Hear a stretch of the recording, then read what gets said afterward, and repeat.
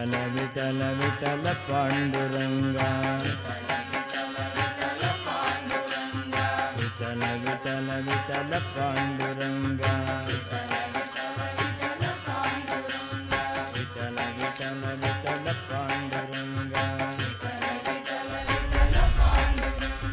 विठल विठल विठल पांडुरंगा गोपाल राधा लोला गोपाल राधा लोला गोपाल राधा लोला गोपाल राधा लोला गोपाल राधा लोला गोपाल राधा लोला मुरली लोला नंद बाला मुरली लोला नंद बाला मुरली लोला नंद बाला मुरली लोला नंद बाला केशव माधव जनार्दन केशव माधव जनार्दन केशव माधव जनार्दन केशव माधव जनार्दन वनमाला वृंदावन लोला वनमाला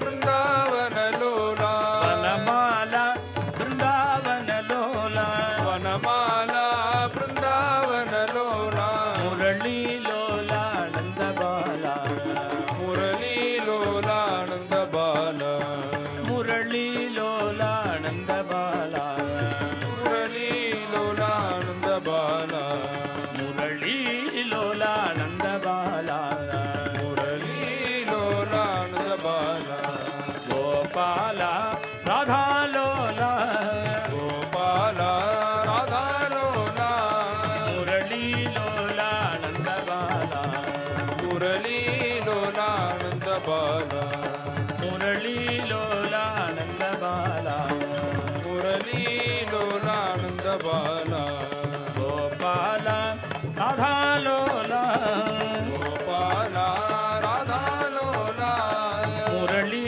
लोला नंद बाला मुरली लोला नंद बाला केशव माधव जनार्दन केशव माधव जनार्दन वनमाला वृंदावन लोला वनमाला वृंदावन लोला मुरली लोला नंद बाला मुरली लोला नंद बाला मुरली लोला नंद बाला मुरली लोला नंद बाला बोल वृंदावन विहारी लाल की ते माता च पिता तथैव सहजाः पत्नी च पुत्रं सखा दासाः पौरजनाश्च बन्धुरिभवोऽपि आदर्शभूता भुवि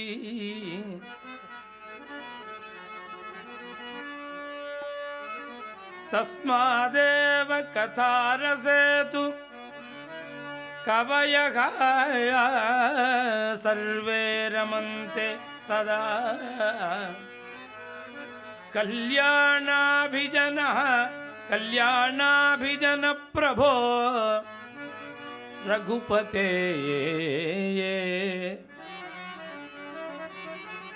कल्याणाभिजन प्रभो रघुपते मम पाहि ते किंकरं कल्याणाभिजन प्रभो रघुपते मायं पाहि रघुपते मम पाहि ते किंकरम् ஸ்ரீமத் பாகவதத்துக்குள்ள சுகாச்சாரியால் ராமாயணம் சொல்றார். 2 அத்தியாயம் அது. அதுக்கு சுகராமாயணம்னு பேர். அந்த சுகராமாயணத்தில் சுகபிரம்மன் சொல்றார், யஸ்யாமலம் நிருபசதஸ்ஸு யசோதுனாபி துவாபர யுகம் சுகாச்சாரியால் கதை சொல்றது. ராமாயணம் நடந்ததோ திரேதாயுகம்.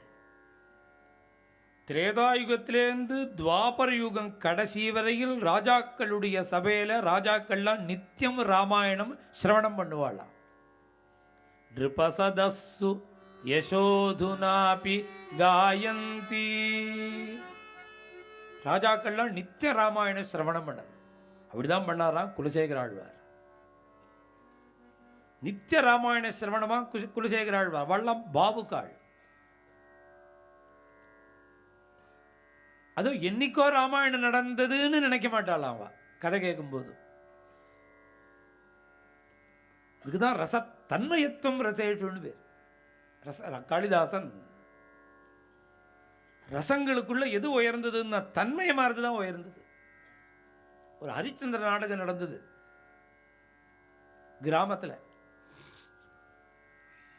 வெளிநாடு போய் நிறைய சம்பாதிச்சுன்னு வந்த பாய் ஒருத்தர் இருந்தார் கிராமத்தில். அவரை முன்னாடி உட்காந்து வச்சுட்டான் தலைமை வச்சு. ஹரிச்சந்திர நாடகத்தை பார்க்கிறார் இந்த பாய். மனைவியை விற்க மனது துணிந்தேன் வாங்கவாருமே, முனிவன் வறுமை தீருமே. எந்தன் மனைவியை விற்க மனது துணிந்தேன் வாங்கவாருமே, முனிவன் வறுமை தீருமே. ஹரிச்சந்திரன் 4 வீதி கூடுற இடத்துல காசியில் விற்கிறான். இன்னைக்கும் ஹரிச்சந்திரன் சந்திரமதியை விலை கூறின இடம் இருக்கு காசியில். 4 ரோடு சேர்ற ஜங்ஷன். வட்டி கொடுடான்னார் விஸ்வாமித்திரர். பணம் இல்லையேன்னா சம்சாரத்தை வித்து கொடுடான்னார். எனக்கு இந்த யோஜனை தோணவே இல்லையே, நீங்களே வித்துக்கோங்கன்னா. உன் சம்சாரத்தை நான் போய் வித்தேன்னா அப்புறம் என்ன தப்பா பேசுவா, நீயே விருடான்னார். சாட்சாத் பகவான்டேந்து வந்த வம்சமா அது. பகவான் நாராயணன், அவர் புள்ள பிரம்மா, அவர் புள்ள மரீஜி, அவருடைய புள்ள காசியபர், அப்புறம் சூரியன், அப்புறம் மனு, இட்சுவாகு, விகுட்சி, புரஞ்சயன்னு. இந்த சூரிய வம்சத்தினுடைய ஆரம்பம் யார்கிட்டேன்னா பெருமாள்கிட்ட.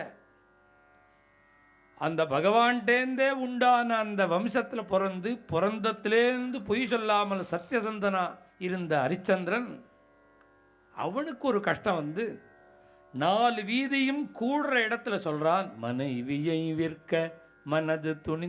விலை பேசினானா, ஏலம் போடுறான். மனது அக்னிசாட்சியா பாணி கிரகணம் பண்ணிண்டு சஷ்டி பூர்த்தி சதாபிஷேகம் கடைசி வரையில் உன் கையை விடமாட்டேன்னு பாணி கிரகணம் பண்ணி, இன்னைக்கு இவர்கிட்ட நான் கடன் பட்டு பணம் கொடுக்க முடியாமல் என்னோட சம்சாரத்தை விற்று கொடுக்க வேண்டிய நிலை வந்தது. இதை விற்கிறதுக்கு வந்துவிட்டேன், யாராவது வாங்கோ, யாராவது வாங்கோ. மனைவியை விற்க மனது துணிந்தேன் வாங்கவாருமே, முனிவன் வறுமை தீருமே. சந்திரமதி சாத்வி இல்லையா, உத்தமி இல்லையா, அப்படியே கண்ணுங்கண்ணீருமா நின்றுட்டு இருக்கா. ஏன்னா இதெல்லாம் தான் உத்தம லட்சணம். இப்படி உள்ள ஒரு அந்த ஆண்டாள் பெருமாளை தவிர இன்னொருத்தருக்கு கழுத்து நீட்ட மாட்டேன்னுட்டா. ஆண்டாளுக்கா மீராபாய் என்ன குறைச்சலாம் என்ன? மீராபாய் ஆண்டாள் மாட்டாள்னாலே மீராபாய் மாத்திரம் எப்படி இன்னொருத்தரை கல்யாணம் பண்ணிட்டான்னார். கிருஷ்ணன் வந்து சொல்லிவிட்டான் இவனை கல்யாணம் பண்ணிக்கோன்னு. ஆண்டாளுக்கு துல்லியமா உள்ள பிரேம உள்ள மீராபாய் சொல்றா, நான் உன்னையே நினைச்சுட்டு இருக்கும் பொழுது நீ இந்த ராஜாவை என்ன பண்ணிக்க சொல்றியேன்னு கேட்க வேண்டிய மீராபாய் கிருஷ்ணனை பார்த்து சொல்றா, என்ன சொன்னான்னா, என்னை யார்கிட்ட வேணான்னு விற்கிறதுக்கு உனக்கு ரைட் இருக்குன்னா, என்னை யாருக்கு வேணான்னு கொடுக்க உனக்கு ரைட் இருக்கு, உன்னுடைய இஷ்டம் அப்படின்னா. அதனாலதான் மீராபாய் ஒருத்தரை கல்யாணம் பண்ணிட்டாள். என்ன பண்ணிப்படலாம் மீரா? இதுதான் பூர்ண பிரேமைங்கிறது தான். நீயா பார்த்து என்ன பண்ணினாலும் எனக்கு இஷ்டம். அதனால இந்த சந்திரமதி கையை கூப்பிட்டு நிற்கிறா. ஹரிச்சந்திரன் விலை கூவறான். நடுங்கிறாளா எல்லாரும் அவளை பார்க்கறதுக்கு. அப்புறம் என்ன விலை பேசணும்? அவளை ஏற இறங்க பார்த்துட்டுன்னா பணம் கொடுக்கணும். சந்திரமதியை பார்க்க பயப்படுறாளாம். இவளுடைய பாதிவிரத்தியம். அவனோ கதறான். விஸ்வாமித்திரர் தாடியை உருண்டு மிரட்டுறார், அவளோ அழறா, ஹரிச்சந்திரனோ கதறி விலை கூவுறான், யாரும் வாங்க மாட்டேங்கிறா, இவரோ மிரட்டுறார்.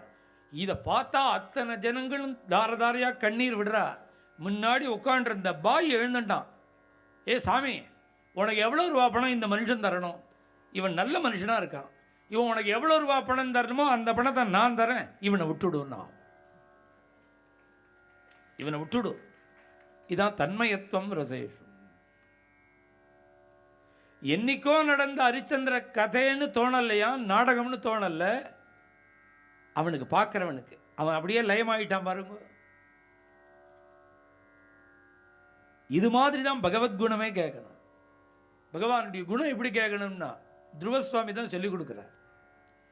எப்படி பகவத்குணம் கேட்கணும்னா எல்லாம் மறந்து தேன ஸ்மரந்தி அதிதராம் பிரியமீஷமர்த்தியம்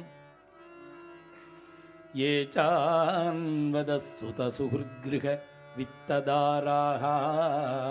சரீரம் மறக்கணும். அதிதராம் பிரியம், ரொம்ப பிரியமா உடம்புல, அது மறக்குமா? பகவத்குணம் கேட்டால் மறக்குங்கிற. சம்சாரம் மறந்து போயிடுவா, புள்ள மறந்து போயிடுவா, குழந்தைகள் மறந்து போயிடும், பணங்காட்சி மறந்து போயிடும், வீடு மறந்து போயிடும், இத்தனையும் மறந்து போயிடுமா பகவத்குணம் கேட்டா. துருவசுவாமி சொல்றார், எல்லார் கதையிலையும் மறக்காதுங்கிறான் பகவானை பார்த்து. எல்லார் கதையிலையும் மறக்காது. உன்னோட சரணாரவிந்தத்தில் அப்படியே லயிச்சு யார் கதை சொல்றாளோ அந்த கதையை கேட்டால் தான் மறக்குங்கிறான். ஏ தப்ஜனாப பவதீய பதாரவிந்த சௌகந்தியலுப்த ஹிருதயேஷு கிருத பிரசங்கா.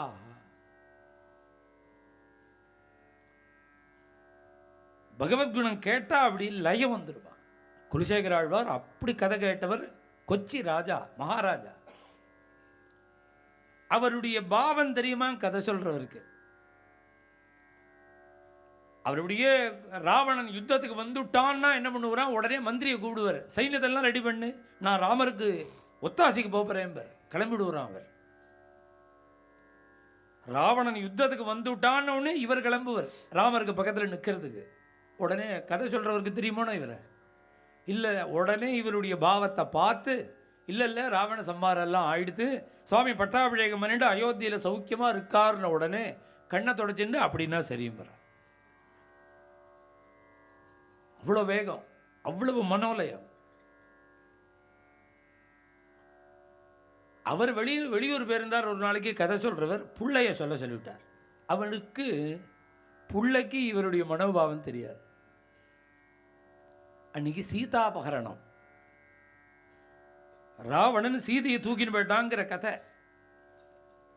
ராஜா கண்ணு கண்ணீருமா கதை கேட்கிறான். இவன் உருகி உருகி கேட்கறத பார்த்த உடனே அவருக்கு உற்சாகம் வந்துடுது. நல்லா பிடிச்சி சொல்றாரு அவர். நம்ம கதையில உருகிறான்னு அவர் நினைச்சிட்டு இருக்கார். கதையிலையா உருகிறார்? இவர் கதையில உருகல்ல, அவர் கதையில உருகிறார். ராமாயணத்தில் உருகிறார். ராவணன் தூக்கின்னு போயிட்டான் சீதையை புஷ்பக விமானத்தில் வச்சுன்னார். இவர் கதை கேட்டுட்டே இருக்கிறவர் என்ன பண்ணார், ராவணன் எந்த ஊரில் கொண்டு வச்சான்னார், லங்கையில் கொண்டு வச்சான்னார். லங்கை எங்கே இருக்குன்னா தெற்க இருக்குன்னார். பாதி கதையில் எழுந்துட்டு குதிரை சவாரி பண்ணி சமுத்திரக்கரைக்கு வந்து விட்டாராம்.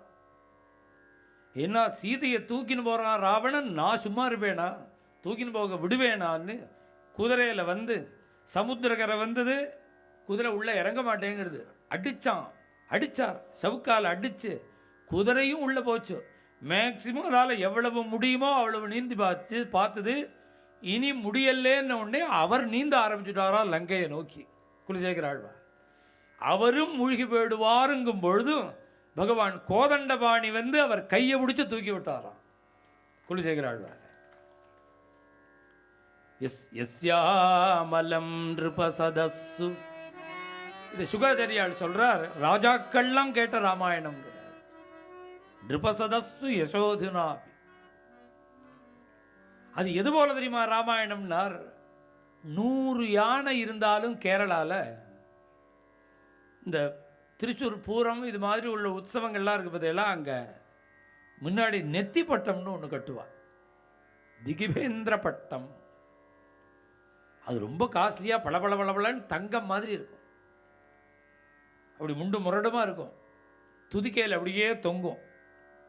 அதுக்கப்புறம் மேலே அந்த அம்பாரி எல்லாம் போட்டு மேலே 2 பேர் சாமரம் போடுவான், விசிறி வச்சுட்டு இருப்பான், கொடை வச்சுட்டு இருப்பான். அது ஒரு லட்சணம். அது இதுக்கு 1000 யானை இருந்தாலும் இங்கே எதை விடுவான் தெரியுமோ?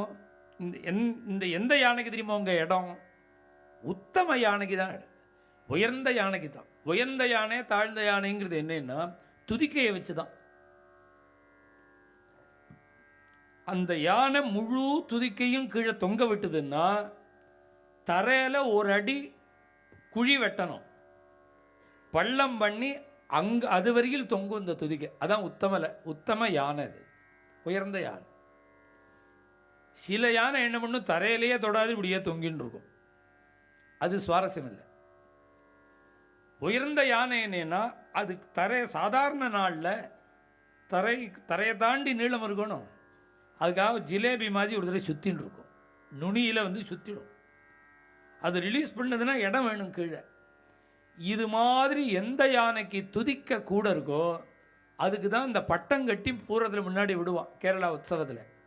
துதிக்க குறைச்சலா உள்ள யானையெல்லாம் நெத்தியில் சாக்கு கட்டின்ட்டு தேர தள்ளுறதுக்கு பின்னாடி போயிடும். அதெல்லாம் சாக்கை கட்டின்னு பின்னாடி தேர் தள்ளின்னு இருக்கும். உயர்ந்த யானை தான் முன்னாடி இருக்கும்.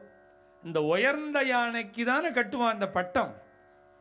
பாக்கி யானைக்கும் பட்டம் கட்டின யானைக்கும் எவ்வளவு டிஃப்ரென்ஸ் இருக்குது, வித்தியாசம் இருக்குது.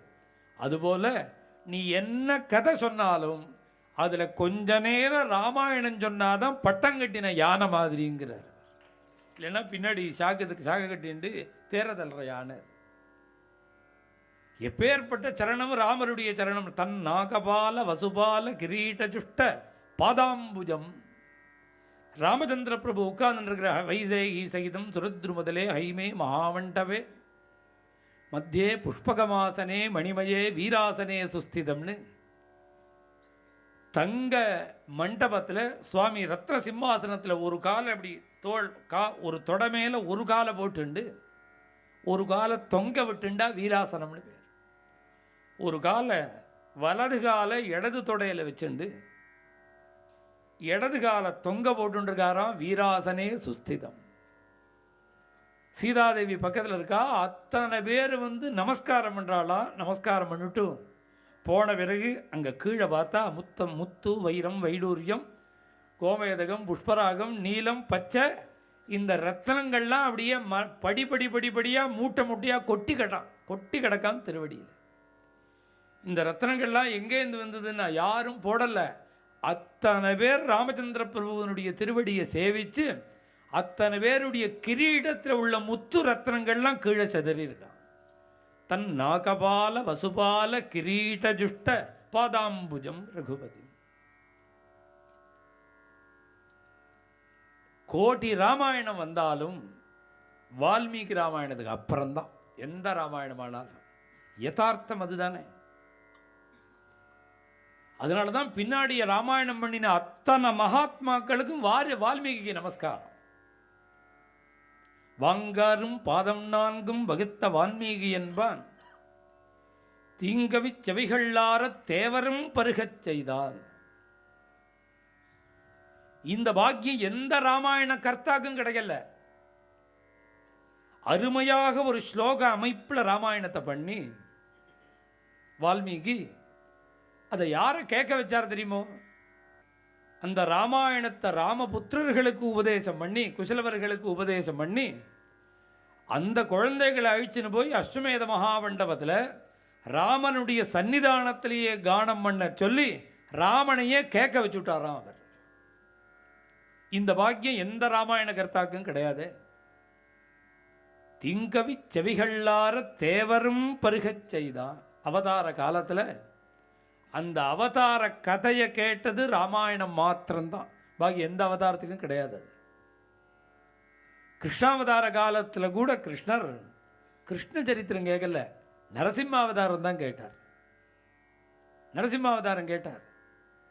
தர்மபுத்திரருடைய ராஜசூய யாகத்தில் தான் நாரத சுவாமி வந்து பிரகலாத சரித்திரம் சொல்கிறார். பிரகலாத சரித்திரம் சொல்லும்போது யார் முக்கியமாக சிரவணமணினார்? முனிகண நிருபவரிய சங்குலேந்த சதசி யுதிஷ்டிர ராஜசூயேஷாம். பீஷ்மாச்சாரியார் சொல்றார், ஒரு பக்கம் பார்த்தா தேவ ரிஷிகள், ஒரு பக்கம் பார்த்தா பிரம்ம ரிஷிகள், முனிகண நிருபவரிய 56 தேசத்து ராஜாக்கள், சங்குலேந்த சதசி. அப்படி இருக்கக்கூடிய அந்த சதசுல பெரிய சிம்மாசனத்தை போட்டு கிருஷ்ணனை உட்காத்தி வச்சு அக்ர பூஜை நடக்கிறது.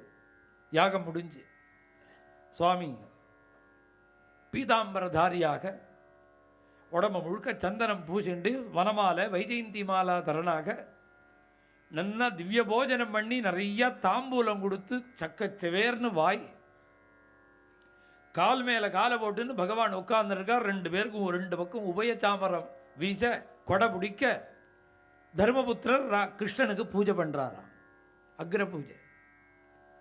இதை பார்த்து எல்லாரும் ஆச்சரியப்பட்டாங்கிறார் பீஷ்மாச்சாரியார். பின்னாடி சரதல்பத்தில் சொல்கிறார், பான படுக்கையில் சொல்கிறார். அப்போ சிசுபாலன் எழுந்துண்டு தூஷிக்க ஆரம்பித்தான். அப்போ சிசுபாலனை சம்மாரம் பண்ணினார். இவனுக்கு என்னமா இந்த பாக்கியம் கிடைச்சதுன்னு தர்மபுத்திரர் நாரதரை கேட்க, இவனுடைய பூர்வ விருத்தாந்தம் சொல்லும்பொழுது இவன் தான் ஹிரண்யகசிபு. இவனை நரசிம்மாவதாரம் பண்ணி பகவான் வதம் பண்ணினார், சம்மாரம் பண்ணினார். உடனே அந்த கதையை சொல்லுங்கன்னார். நாரதர் 10 அத்தியாயம் கதை சொல்றார், பிரகலாத சரித்திரம். இவர் இப்படி கதை சொல்லும்பொழுது யார் முக்கியமாக சிரவணம் பண்ணினான்னா கிருஷ்ணன் தான் கேட்டானா.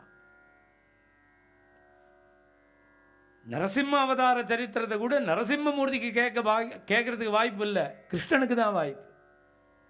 எந்த அவதார கதையும் அந்த அவதாரத்தில் பகவான் சிரவணம் பண்ணலை. ஒரே ஒரு கதை விலட்சணம், ராமாவதார காலத்திலேயே ராமாயணத்தை ராமர் சிரவணம் பண்ணார். ராமருடைய குழந்தைகளே கானம் பண்றார்.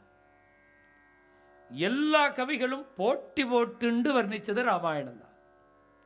ஏன் இப்படி போட்டி போட்டுன்னு வர்ணிச்சார்னு